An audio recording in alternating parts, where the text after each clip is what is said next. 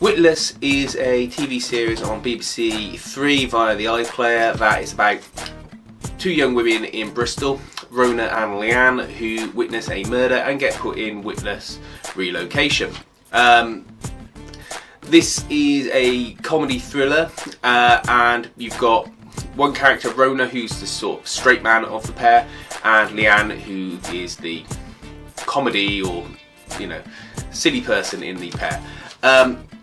This is a series that balances comedy elements against sort of standard thriller dramatic elements, and this is reflected in the way it's written and shot, and it works in its favour. It's not shot like a sort of standard sitcom, it's shot in the same manner as a drama thriller.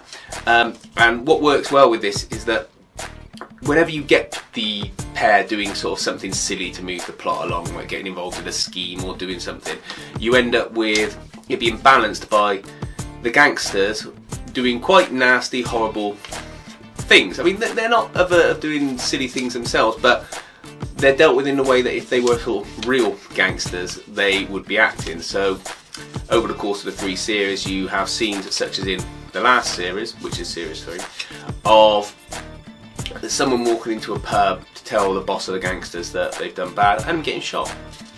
And it's not in a sort of funny way, he's shot. And they do horrible things to people, and then you get the relief of tension with the comedic elements from the pair. It's shot and set in the southwest of England, around Bristol area, and it's nice to see some different accents and different areas being used, as it always seems to be that even stuff shot in Cardiff for BBC, people always seem to have either London accents or Manchester's become Liverpool accents, or at least generic northern accents, as I suppose a southerner like me would say. By using a sort of southwest accents in this, you get another sort of balancing of people assuming those with southwest accents are a little bit sort of country bumpkinish, and actually are just normal people doing horrible things to each other in the form of the gangsters. So whilst they might sound a certain way, their actions are in keeping with any sort of East End gang that might be stereotypically shown on a thriller. And it's nice just to see different accents about. You forget there's a whole other section of the country that needs servicing and that enjoys seeing people with same settings and voices as they live in being shown on the telly. It's the final series of Witless, and it does come to a resolution, so your time watching it isn't wasted. All the characters seem to get an end to their story, which is really nice, and that's all wrapped up in the last episode. You don't end up with a sort of little 5-minute aside at the end. You get a full almost episode of things being dealt with. There's little side stories throughout the series. There's a wannabe gangster who's really just a schoolboy doing his GCSEs called DJ Safers.